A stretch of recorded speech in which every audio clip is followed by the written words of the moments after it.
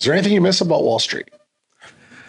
That's a great question. You told me you were going to hit me with a curveball. But buy yourself time. This is a good one. I'm buying myself time. I do. I miss one thing about Wall Street. I miss the locker room.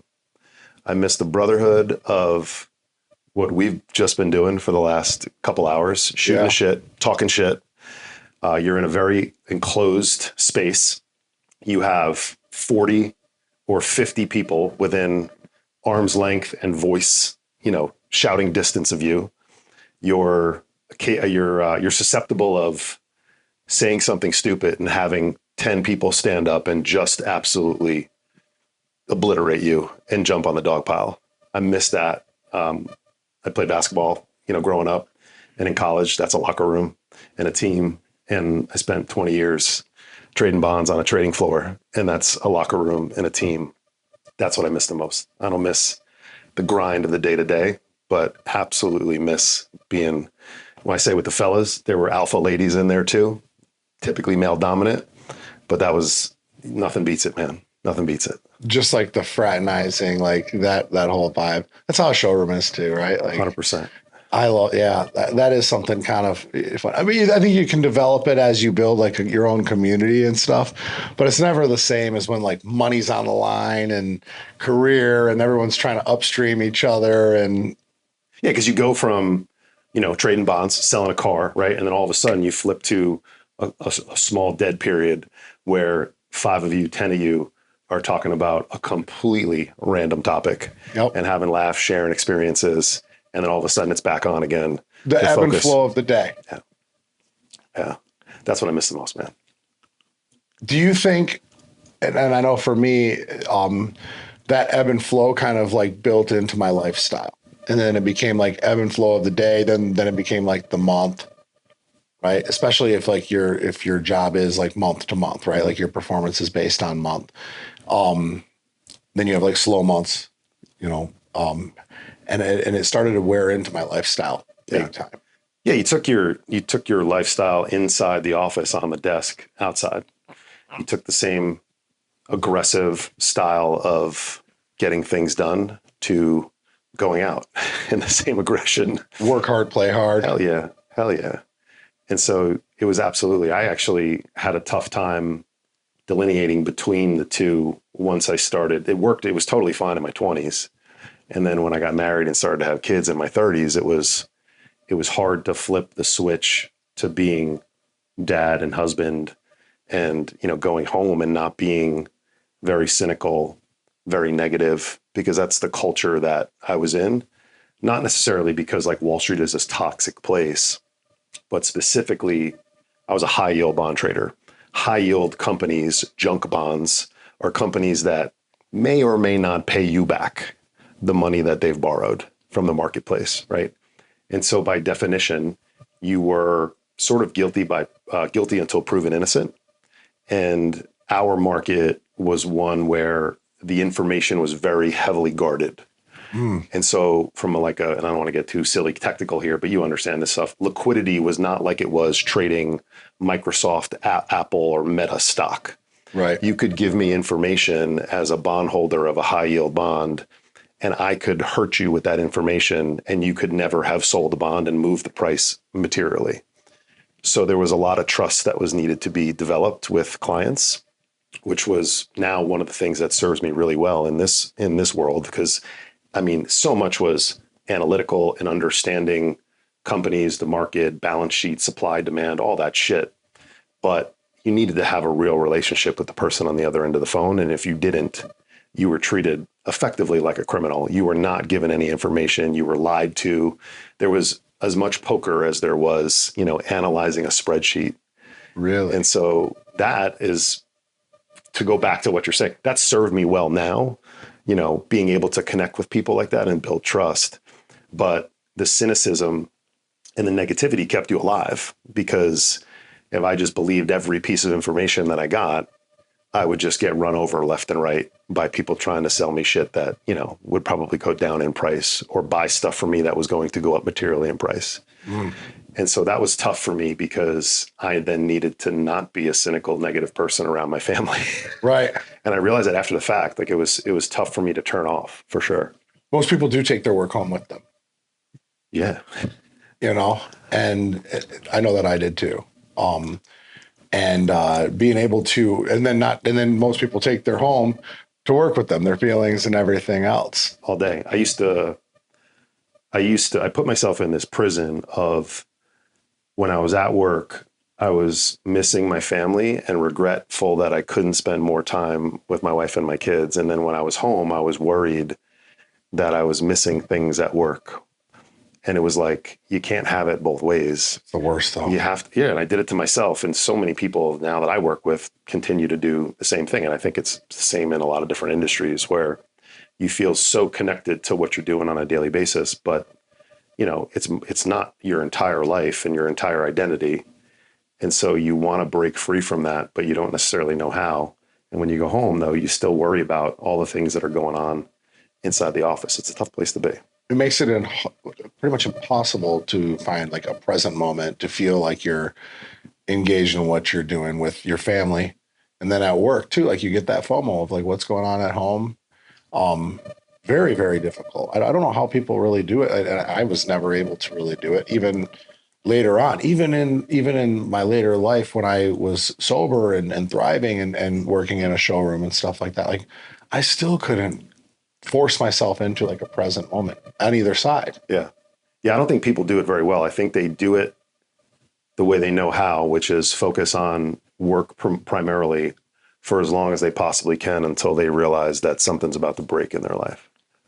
And they're forced into a decision to do it another way. And the problem, at least for that I experience personally, and the people that I tend to work with, is like it's a self-fulfilling, reassuring set of evidence that you gather for yourself and you build.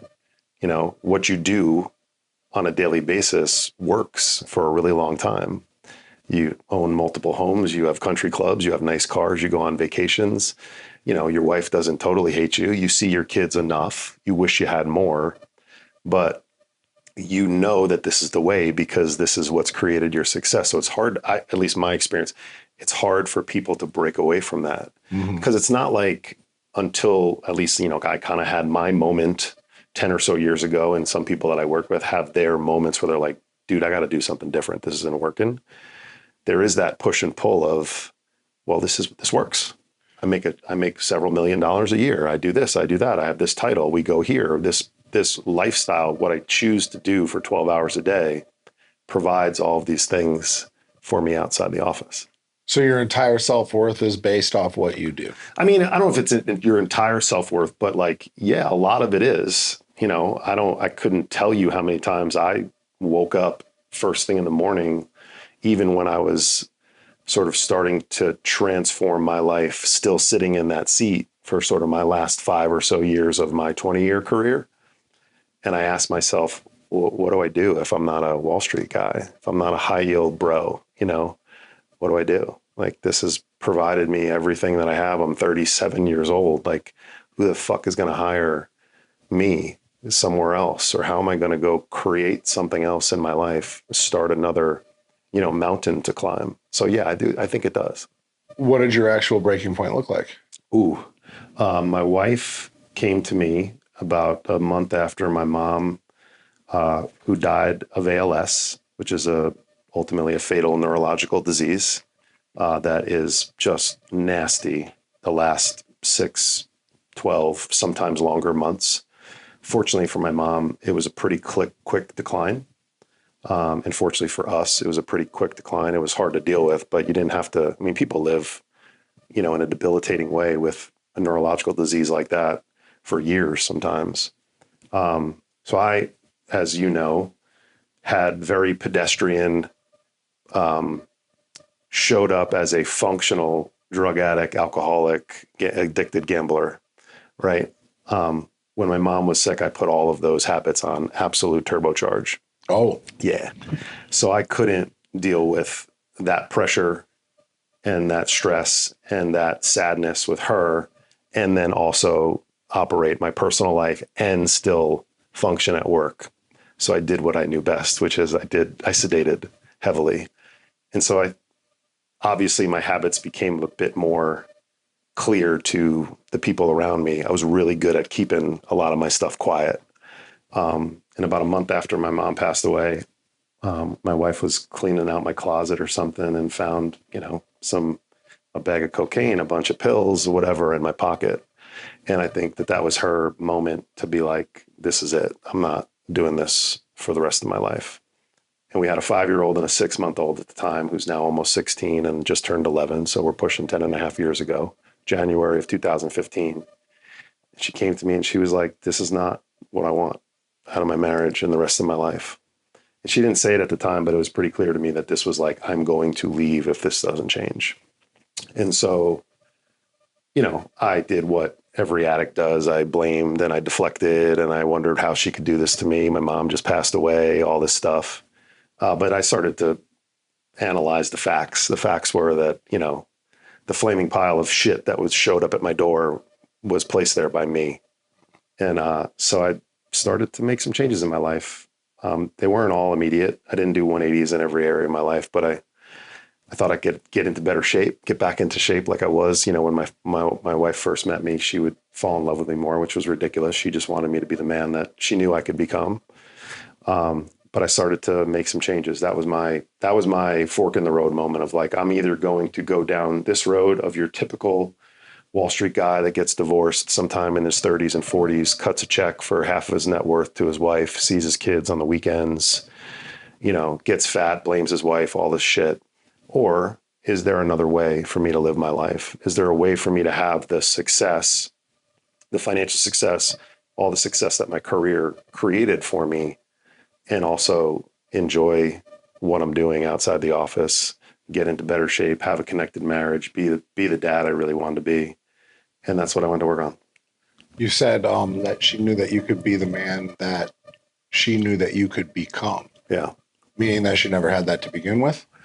I don't know. That's a good question. We should ask her that when we get her at a dinner or something.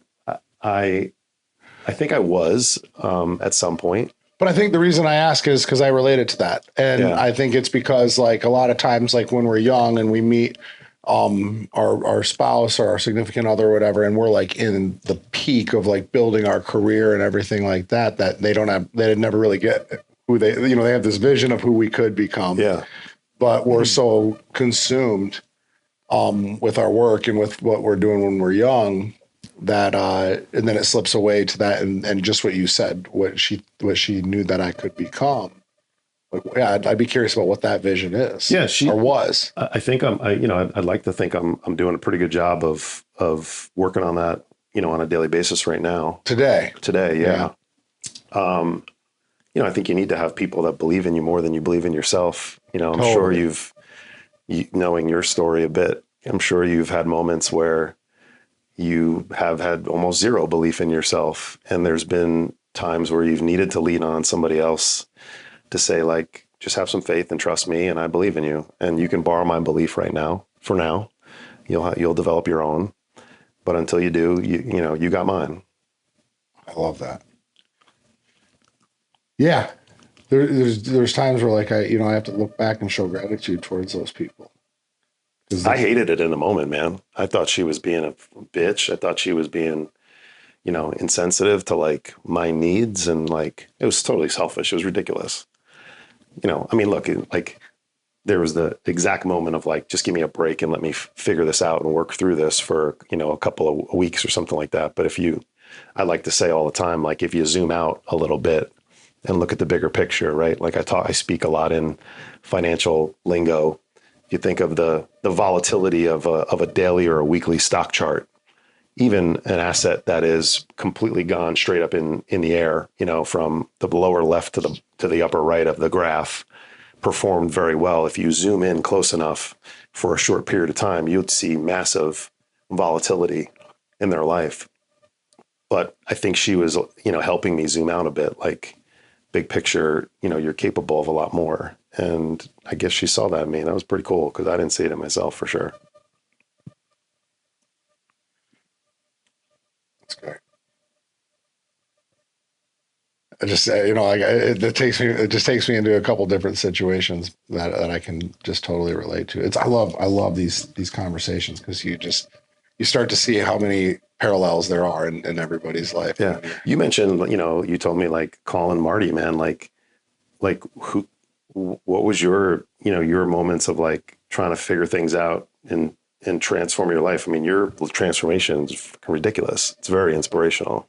Like, Yeah. what were your first, what was your first 6 months like? You know what's funny is, have you ever heard of God called the gift of desperation? No. So honestly, I hate that.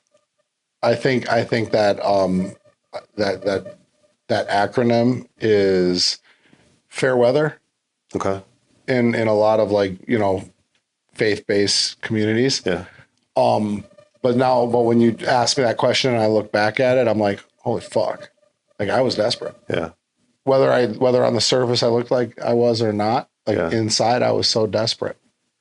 Desperate for change and desperate for what your wife saw in you was kind of what I always wanted to be, and maybe what I saw in me. I just didn't know how to get there. Yeah. And so like that moment of the gift of desperation caused me to call the one person. I don't want to get into this. Isn't about my story. This is about yours, but Fair. but I think that moment there was my gift of desperation, just like where your wife finding your stash in your pockets and letting you know, like, look, like this ain't for me. Yeah. That becomes like, that point of reckoning where it is. But there's still, just like you, was moments of like victimhood. Yeah. Right. And of the blame game, because in my opinion, when our identity is like our career and the hustle and all the stuff that we do, like we base all of our worth on that for the most part. And what's funny is that like our confidence is built off of like what we believe our self-worth is, and our worth is like, being Wall Street, being really good at making money and stuff like that. Leaving the one thing that is like the baseline of confidence completely by the wayside. Yeah. Just self-awareness. Yeah. So we start, like, when we don't have self-awareness, it's like victimhood. At least this is how it was for me. Blame game, just shuffling, like, responsibility away from me. And I guess, yeah, I guess just ultimately, hiding. Yeah. Yeah. I think like you mentioned desperation a bunch of times. I thought about like, I don't know, if you can manufacture that in a healthy way in your life, there's not many things more powerful than that. I'm even thinking in sports, right? Like, many times do you create this sense of urgency at the end of a quarter, a half, a period, whatever, where you watch a completely boring game and all of a sudden there's fucking 4 scores because there's a minute and a half on the clock left, or you're down 10 and a team just turns around and flips it. For me, it was like, that was my moment of desperation where, like, again, like, things were too good. There was too much for me to look at and go like, yeah, but I'm 20 pounds overweight and I'm pretty soft, but I'm not a fat fuck. Right. My wife and I, we're having sex. It's not like the quantity or the quality that I want, but like, she doesn't like, just pretend I don't exist. I know plenty of people that have worse marriages, that have worse bodies, that have worse, vices than I do. Like, that's where you set the bar. That's where I set the bar. It's not a great bar. It's not a great comp. Man. It's not a great comp. Shitty bar. Shitty comp, but it allowed me to just lie to myself for a long time, to like, just tell myself that everything was all right. And also too, I don't know about how it was in your old industry, but like, that was the norm for most of the people that I work with. Like, I talk about all the time, my like vision of success was a guy when I was 25, he was probably 45-ish. He was running, the 20 or 30 people that I worked, as part of the team. He was likely near divorce or divorced. He was out 3-4 nights a week. He was 30 pounds overweight. He got up out of the chair and limped his first 5 or 6 steps because his back was jacked up. Like, that was success. Like, that's what I was fucking chasing. It sounds ridiculous when I articulate that right now, but I didn't know any better then. And let me ask you this: Did they acknowledge it and self-deprecate on it? I don't know. Not that I heard. Okay. Not that I heard. It was more like the cost of doing business. Like, That's what I mean. yeah. Okay. Yeah. So then, yes. Yeah. I mean, but not necessarily like verbally that I heard. Okay. I think I told myself that story. That was a story I told myself. I see. Like, I don't look the way I want to, but you don't understand. Yeah, it's all the I grind. commute every day and I sit around and like, you know, I'm a big guy, you're a big guy. Like, we're supposed to feel beaten up and broken down. We're ex-athletes. Like, this is the way it goes, Right. you know? And I was in love with that story, man. I was so in love with that story. I had to heard it somewhere though. You know what I mean? Or like, yeah, maybe it's something we created in our head, but dude, I can remember hearing it. Like, Really? Oh, I don't know if I ever heard it.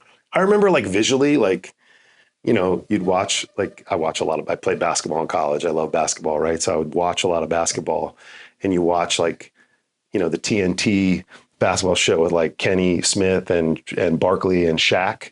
Yeah. And like, these guys are all beaten up. Kenny's walking up to for anybody that watches, you know, TNT like the basketball show, he's going up to the TV. He's like, he's going to fall down. He's limping around so much.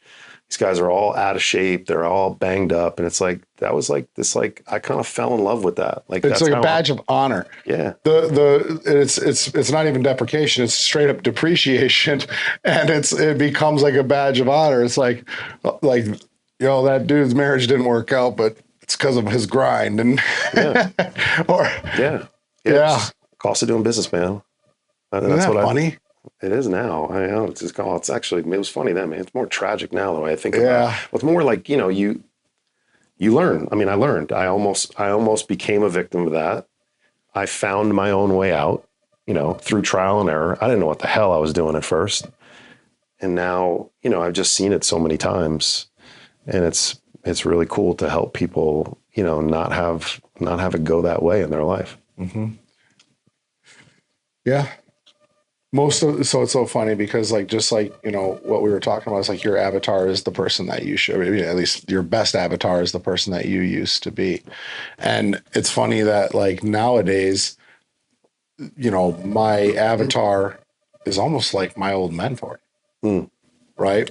To where it was like the person that I strive to be, I almost became or did become, and then realized that.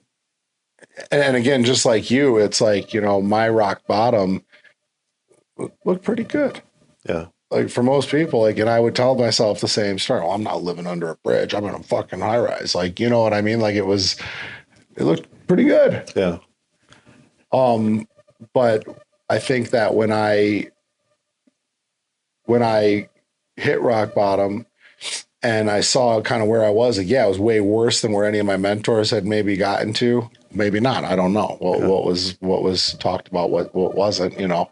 But when I look back at it, it was like, man, I know the stress better than anybody. Yeah. I know the weight loss ebb and flow of like good months, bad months, being stuck in the office. Someone brings in pizza, you know, someone brings in Chick-fil-A, like, you know, and that's like, you're on the go, you're moving fast, and you excuse yourself, and you justify yourself that you're working hard, and next thing you know, you wake up and you're 30 pounds overweight and you feel like shit. Yeah. And it happens quick. It happens quick. I love those, you know, I like helping clients set up weeks that just look like absolute, like the fucking gauntlet. And it's like, I love it because like, I'm like, yeah, I had 700 of those, you know, like I'm ready. I know exactly what to do. And you got three client dinners, a quick 24-hour business trip. You got to come home. You have a couple's dinner. You have, 8 hours of sports with the kids on Saturday and Sunday. Like, how in the world am I going to manage all this? I'm like, I got this, I'll help you. Let's go. Like, I know exactly what to do. Mm-hmm. So it's cool to be able to relive it now without actually having to go through it myself. Dude, I love that you said that, because I think back to like, I lost 100 pounds still in active addiction and running a showroom and meal planned and worked my way through, so in the auto industry, end of the month is like usually bell to bell, everybody's on, you have a bunch of hungry salespeople that shit the bed the first 2-3 weeks of the month, and they want to hit their numbers and get their bonuses. Yeah. And so when I deal with guys like that, it's like, it's like, okay, well, let's figure out how to get ourselves. Because, dude, I had been doing the meal prepping thing for years. And every day I would show up to work with my 6-pack lunch. But you remember the 6-pack lunch boxes? With all my meals weighed out and everything. Never, started turning down the pizza, turning down the, hey, I'm running up to, Wendy's or whatever. No, I got my stuff.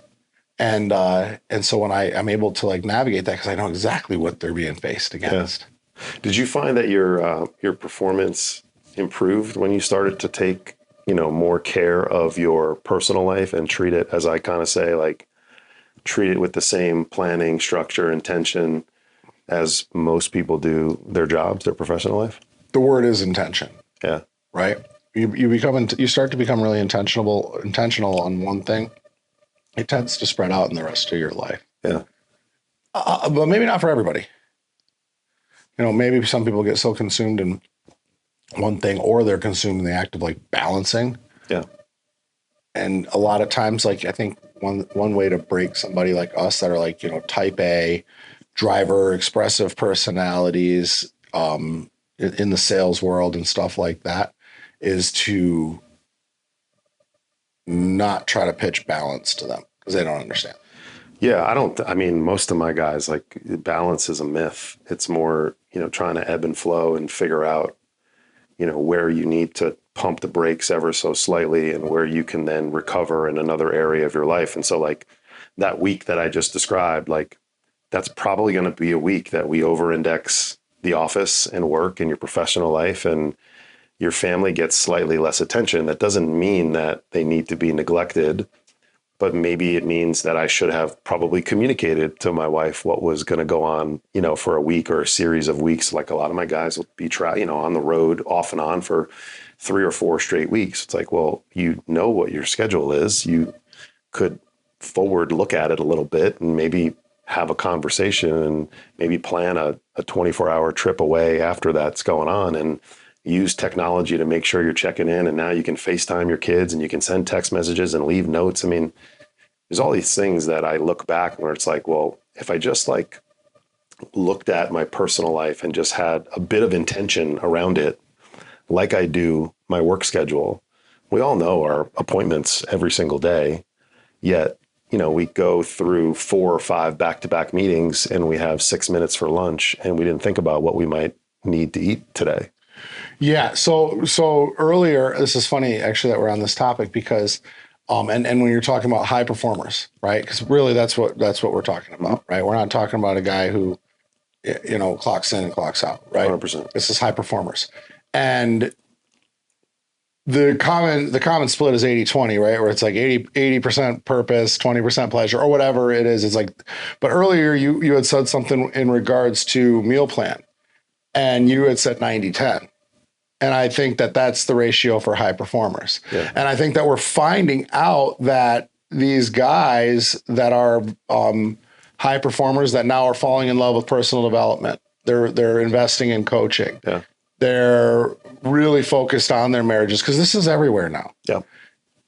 I had said, I think earlier at the gym, something along the lines of like, we're finding out that in performance industries, it's now unacceptable. Like, to be overweight, to be falling behind in Hollywood. Like, you have no idea how many of how many actors that are performing at a high level are completely sober now. Like, back in the day, it was like drug ridden, and it still is, but like, how many people are completely sober now and thriving in like personal development and the books they're reading and the way that they're living their lives, right? To where we start to realize that like what got us to where we are financially or professionally was 90-10. And now we have guys that are like in Wall Street, in corporate executive spots, things like that, that are learning about biohacking, that are paying guys like Jay and myself and you and are spending hours in the gym doing skincare routine, like what I mean, like really fucking taking care of themselves, and they're all in. And so anybody that's watching this, like, I think it's important to understand that like that's going to be the next segment of what you're up against in terms of being a performer is it's no longer 80-20. And even 80-20 would be better than what most people are doing. For sure. Oh, a hell of a lot better. Yeah. But I think that the obsession is becoming real. Yeah. And I can just speak from the experience of the, hundreds now, probably even maybe approaching 1,000 or so with, teams inside of corporate America that I've worked with. I don't know if unverifiable stat, but I'm quite certain that not one person that I've ever worked with has made more money when they've transformed their personal life, mental, physical, relational health. Those are 3 pillars of my program, right? Gotten fit as fuck, improved their marriage, improved their mindset, worked on all the things you just talked about. Not one time has anyone made less money. Most of the time they've made more money. Some of the times they've made the same amount of money and just gotten into great shape, been less stressed, been less overwhelmed and reactive with their schedule that they've had, with their workload that they've had. And so, yeah, I couldn't agree with that more. I think the more people used to look at it as, like I said, the cost. And now I think the view is that cost is flipping to a point where they can't pay it anymore because they are seeing people around them transform and what it's doing to them and their performance, most importantly, still their performance inside the office. And so that's where I see, 95% of my clients are referrals from existing clients because they watch what they do for a period of 6 to 12 months. And they're like, dude, how do I get that? So couldn't agree with that more. Yeah. Yeah. I think there's an intimidation factor, a feeling of losing. Yeah. And they are. Yeah. It's a rude awakening that like the days of the fat salesman are numbered. Yeah. Consumers don't trust them. Totally. Especially when there's people who are, I love this. Like I think I remember mentioning to you, like, I live my life a way, you live your life in a particular way where the people that are working with you, maybe inside of your, coaching programs, the guys that you have working for you, it's like you are setting a standard. And I really, really take to heart the standard that I set for myself, number one, for my family, for everyone around me, but like for the people that are working with me, like you can't tell me it's not possible. You can't tell me that, you couldn't do a particular thing because I have not just me, but now I have dozens of people at a time, 53 people currently, two corporate teams that are all doing it. And so like, if we can, I say it all the time, if I can do it, so can you.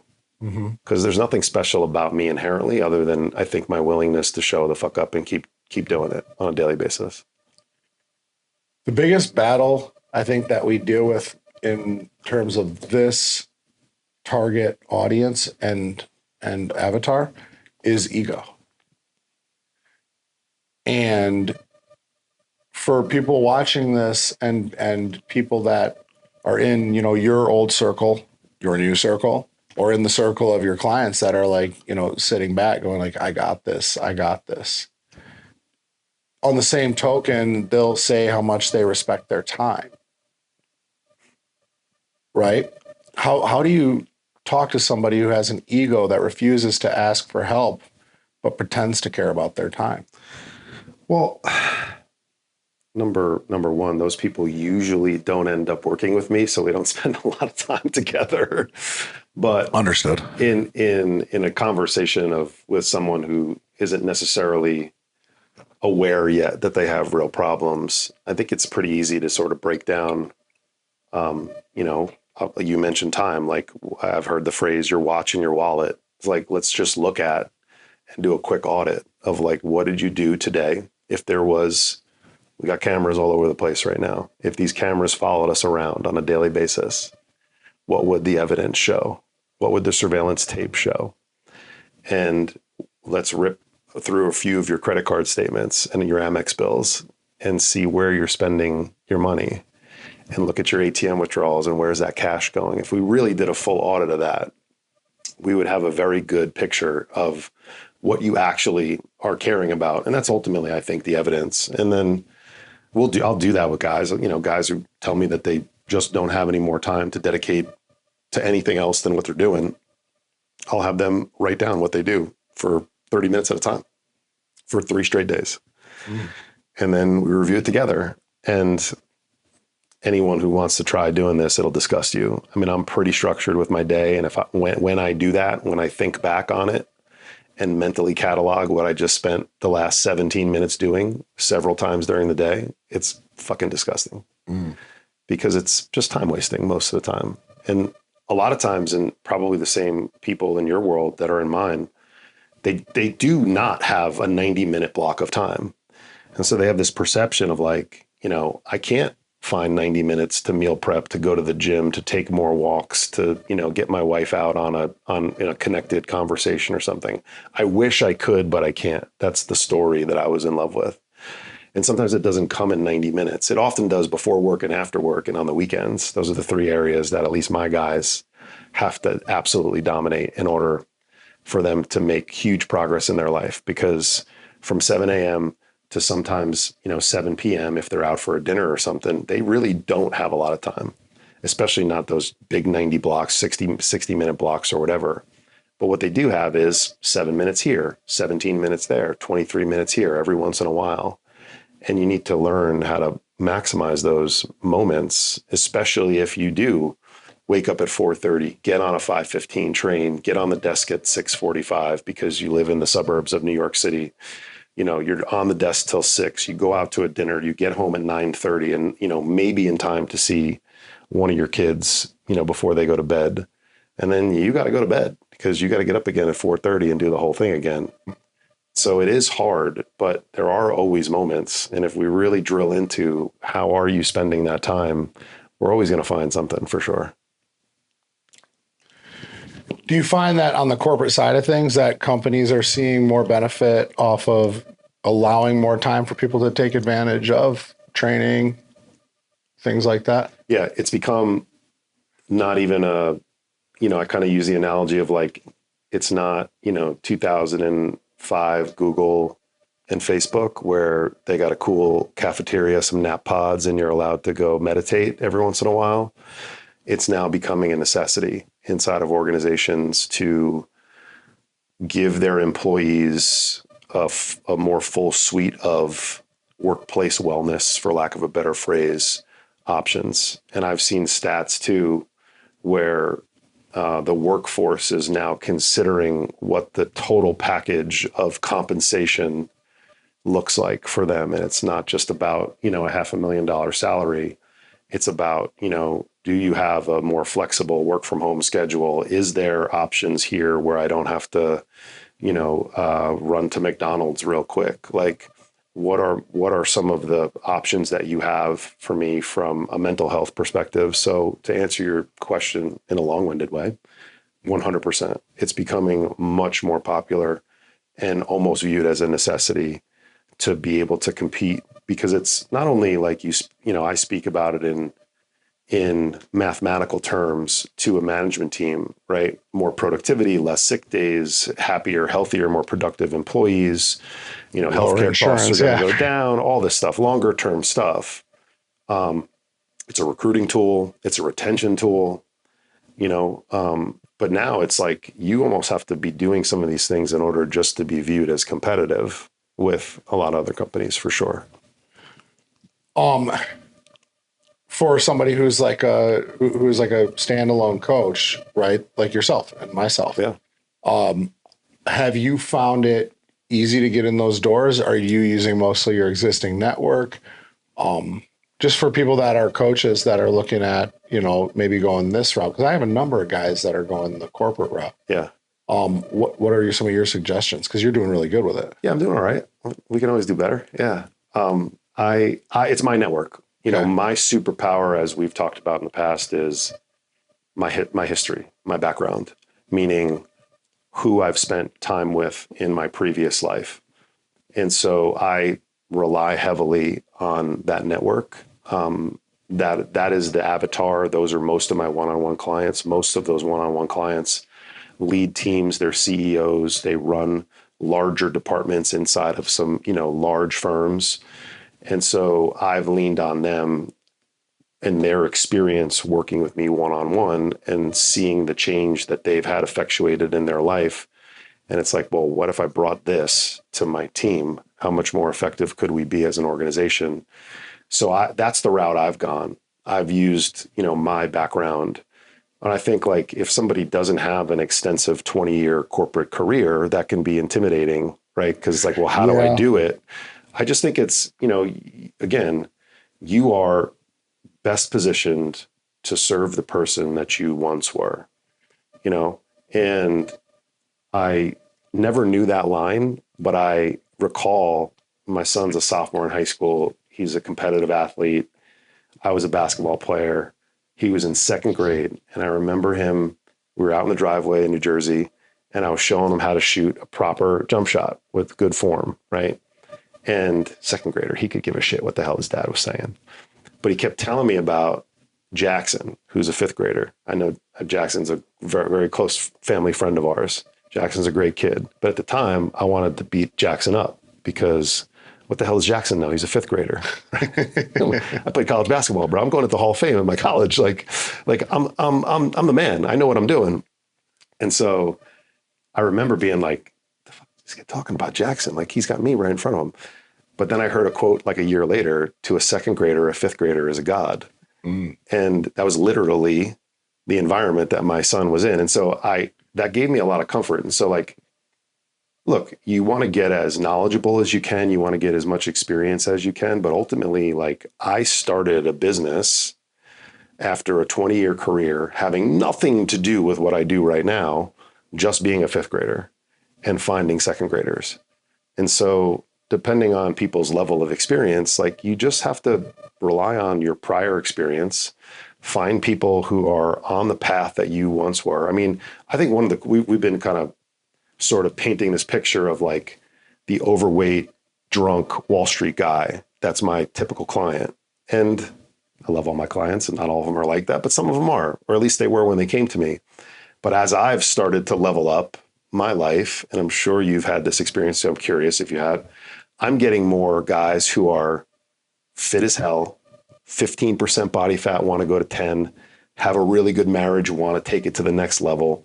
Like they're real good and they want to be great. And now I'm still viewed as the fifth grader and they're the second grader. So it kind of works on this sliding scale, no matter where you're at. And that's been something that's been really cool because that to me is much more interesting, programming workouts and giving somebody macros. I mean, like, yes, it's blocking and tackling, but it's kind of blow your brains out for me at this point. Yeah. I'd much rather have deeper conversation with guys who are like trying to figure out how to take in a really like I'm sure you do too. I work with some really freaking impressive people where I'm like, dude, like you would have been not just my boss, but my boss's boss's boss. And like, you're paying me now to help you. And so that's cool for me and validating for me to see my evolution. But again, it's just like, you just got to find people that are slightly behind where you're at. And sometimes, I mean, I got clients who are more fit than me. I got clients who are making way more money than me. I got clients whose marriages I envy. And so you don't always necessarily have to be light years away from everybody that you're working with.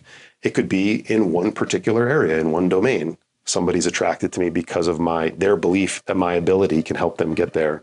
But they're light years ahead of me. Like I wish I had some of my clients' wealth. Jesus. Yeah, but they're not telling their story too. So you have a number of things going for you, right? You have the consistency and you have the story that you're willing to put out there, right? And so that story sell. And so you have these people, and I'm right where you are, right? Like where it's like the more in shape I get, the more respect I get, right? The more the bigger my network grows, the more I invest in my network and in the coaching that I take and things like that. I start seeing somebody that we were talking about earlier. He has a way older, way more experienced coaching profile than I do. Yeah, he pays me. Yeah, I've been doing it forever. Yeah. There's a number of coaches out there. One of our mutual friends that has been doing this way longer than I have. Yeah. And came to me.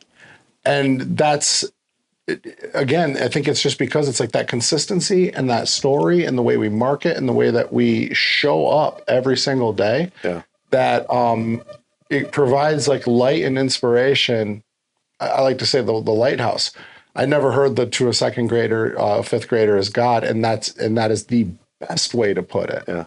Right. Because that experience is starting to show. I'm not shocked that people are more fit than you that pay you for guidance. Yeah. I'm not shocked by any of that stuff because you tell your story, you show up consistently, and that's what sells. Yeah. It's happened several times now where like, now I'm like, yeah, another one. This is more evidence, more evidence. But like, I remember those first 3 or 4 clients that I got off that call. And I even said to my, I was giddy almost, just proud of myself. And also then like, whoa, dude, what's going on? Mm-hmm. Like this person, I would be afraid to speak to this person on the floor. Like, you don't just walk up to this guy. You get some time with him, hopefully at some point. And they're like calling you, telling you that they got issues that they want to fix and they feel like you're the right person to help them. And I'm like, what the fuck is going on right now? It's crazy how that turns. Yeah. I love that. You said earlier, blocking and tackling, and it becomes less stimulating. I don't do it anymore. Yeah. Automated that process and took me away from it because it was becoming draining and it wasn't as worth my time. Yeah, I'm working on that. easier to delegate that kind of stuff. Yeah, especially when you have when you've done a good job of training the people underneath you to do that kind of stuff. And it's amazing, even like when you do again show up consistently, tell your story, do all of those things. Yeah, all of a sudden, the blocking and tackling, now you can just like be like you and your wide receiver just practicing, touchdown passes. I got to get to a point where, I'm there. I just got to like get over the hurdle of like, I just need people who are really good at that stuff. And then I just need to be fucking Yoda, for me and my business. Right. Cause that's because where you get to a point in the coaching business when you're, when it is just you and you're stuck cooking and cleaning. Yeah. And, you get the VA, fantastic. Mm-hmm. Takes a little bit of the load off. Get a co-coach, that's fantastic. It helps out quite a bit. And then you start building that team. I think the idea of community too helps take a lot of that weight off. And I got a few other ideas that I want to share with you off this call that are that are more valuable than I'm willing to just give up on a podcast at 40 some minutes. And where are we at? Yeah, this was fun. Love it. This was really good, dude. Thank you so much for coming out here. Appreciate it, man. Thanks for having me. This was a hell of a day. This was, I love these. I'll do this more often. Yeah, well, yeah, for sure. Guys, if you like what you saw, make sure you click subscribe. Make sure you like, comment, do all that good stuff. We're going to put all of Brian's contact information below. If you are this type of person that we're talking about, reach out for help. It's the best thing you can do. Save yourself some time. And we'll put all of his contact information below. Thank you so much for tuning in to the Justin Wenzel podcast. We'll catch you next time.